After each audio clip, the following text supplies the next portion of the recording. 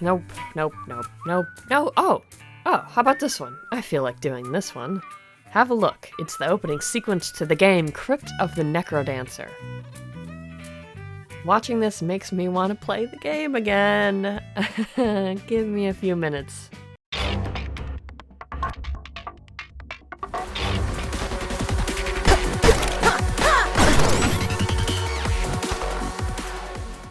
The opening video and all of the cutscenes for the game are great examples of how you can make an animated sequence without doing any real animation per se, and still make it look really good.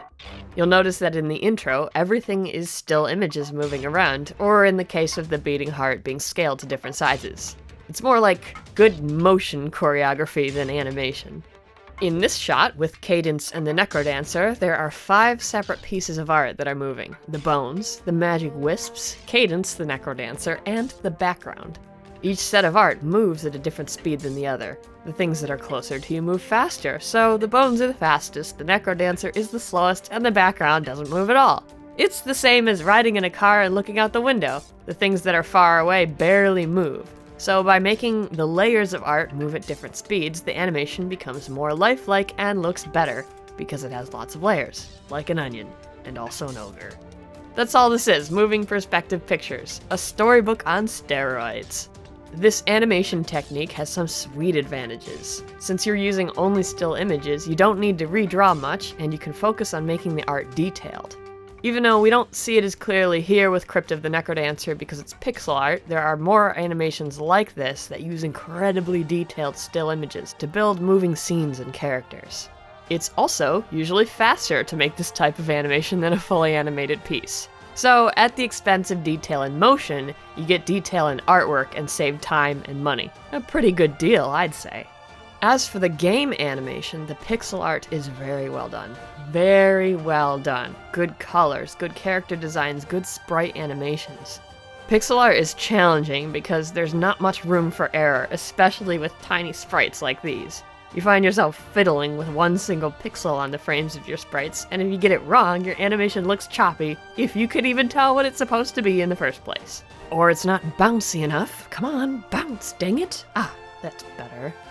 If you don't know the first thing about video game animations, for a 2D game like this, it's really simple. There are sheets for each character with the frames of animation on them, and the game references different parts of the sheet to make the animation you see on screen. These sheets are called sprite sheets. So yeah, if you thought video game animations had a timeline like a cartoon does, surprise! It's all one flat PNG file, for 2D games anyway. If you can find the game's sprite sheets, you can replace them with whatever you want, as long as it's the same dimensions as the original. And there you have it. You can play Crypt of the NecroDancer as Scribbles now. The mod is on Steam. Okay, let's check the mail. David Wabissa writes, "Mommy, look! I drew a picture of a wolf with blue ears." Get down or I'll shoot you with my C&D gun. My latest raid brought in a big stash of wolves with blue ears, such as this accurate depiction of the majesty of eating a bowl of scribbles with clover garnish, by Keyframe Creations, who also happens to be a professional artist. Also, I recently discovered a Crowne, as you can see in this mini animation by Emoji Gummy Bears. And here's a traditional portrait of me by— oh my gosh, where's my body? I'm just a head! Iris Prism MLP, what have you done? No, I'm joking. Fan art is the best.